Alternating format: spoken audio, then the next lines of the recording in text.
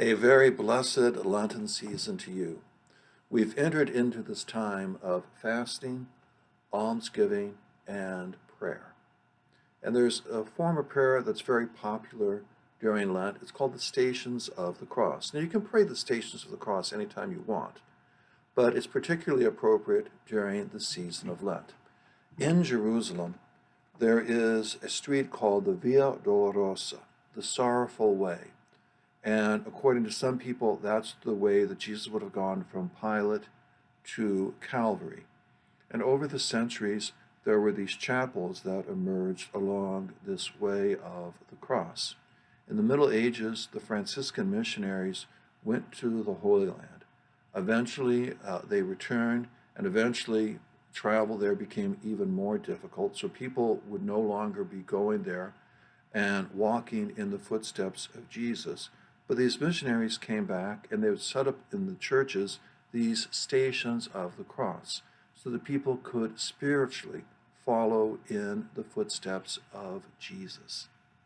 And so that's really the origin of the Stations of the Cross. It's a wonderful way just to contemplate the sufferings of Christ, which ultimately means to contemplate God's love for us. And there's something very warm, and there's a very rich variety to all of this. And we're very fortunate at St. Therese. The way our church is situated is that we have that arcade there. We have that walkway where people are invited to walk along that way to make that way of the cross. Now, over the centuries, there have been many different versions of the Stations of the Cross. I'd like to share some of them with you. Probably one of the most popular ones, the most classic one, is by St. Alphonsus Liguori. A very moving account of all this. And for example, the 11th station, Jesus is nailed to the cross. Part of the prayer is, "My despised Jesus, nail my heart to your cross. May it remain there always to love you and never leave you again." Okay? Nail my heart to your cross and let it remain there always, never to leave you again. There are others. This is a scriptural way of the cross. It's one of the versions we're going to be using this year. This is one for vocations. This is one looking at everything through the eyes of the Blessed Mother.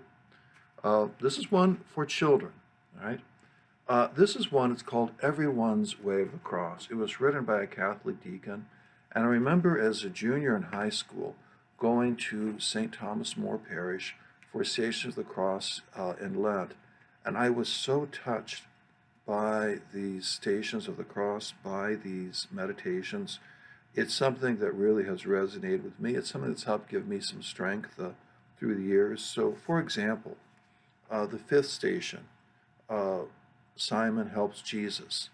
This is part of the meditation. Lord, make me realize every time I wipe a dish, pick an object up off the floor, assist a child in some small task, or give another preference in traffic or the store. Each time I feed the hungry, clothe the naked, teach the ignorant, or lend my hand in any way, it matters not to whom. My name is Simon, and the kindness I extend to them, I really give to you. Kind of ties in with St. Therese there about even doing the smallest things for the love of God, doing the smallest of things for Jesus. So that's a very, just a very rich one, a very rich version of praying the Stations of the Cross. Every year in Rome on Good Friday that evening, there's a public praying of the Stations of the Cross. The Pope is there, and he invites different people. I think last year, the year before, he invited some prisoners to write some meditations. So there's all these different ones coming out. In our own diocese, we have a Station of the Cross in Atonement for Abuse and for the Healing of All by Father Paul Turner. We'll be doing this probably sometimes in April when we have our annual day of prayer. Okay, another version. This is a little more local. Pauline Riga, John and Pauline Riga were longtime parishioners of St. Therese Parish. Pauline, there's a picture of her outside the kitchen downstairs in the World Reach Center. She was one of the women, I think, when we had the cinnamon bake and everything. There's something there in memory of her. She died of cancer. Her daughter, Carla, wrote a meditation on the way of the cross, a journey to Calvary, a way of the cross for the terminally ill. And so she looks at the stations of the cross and the death of Jesus through the suffering and death of her mother. And this is part of it. So Jesus is condemned to death. Okay. When I awoke, the look in my family's eyes told me it was much worse, cancer. There was nothing they could do. That day I had felt I had been given a death sentence. Jesus, what did you do as you stood before Pontius Pilate and received a sentence to die? So there again, really uniting our sufferings with those of Jesus. Now, sometimes, and I've been on retreats where we've done this, people are invited to write their own meditations for the Stations of the Cross. This is something that's very beautiful, very moving as well at times. And so we have our public praying of the Stations of the Cross. We are going to be doing it this year. Okay, it'll be on Friday nights in Lent at 7 p.m. and at 3 p.m. on Good Friday. Now, things, of course, are a little bit different. We are going to be having the Stations of the Cross. We're not going to be passing out the booklets because we're concerned about contagion and all. We will be projecting the text up there on the walls so people will be able to follow along. People will not follow along with whoever is leading the Stations of the Cross, walking along the walkway there. People will stay in their pews. But we will be praying the Stations of the Cross. We will be praying the Stations of the Cross together. And I encourage you to join us for that. Or, the church is open every day. Come and pray the Stations of the Cross on your own. You can find some of these meditations. You can just do your own.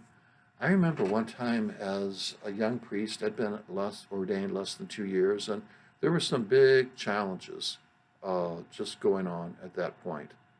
And I just remember going to the church. This was in my first assignment before I even came to St. Elizabeth, before I ever came to St. Therese. And I remember just praying the Stations of the Cross. And you know something? That helped. It really helped. So sometimes just in the midst of our own personal struggles, it's good to spend some time praying the Stations of the Cross. And you don't have to do it at church. You can do it at home as well. So a very rich and varied devotion. I encourage you to take advantage of it, particularly during this season of Lent. We look forward to seeing you around. We look forward to a very blessed Lent for everyone. And together we move forward.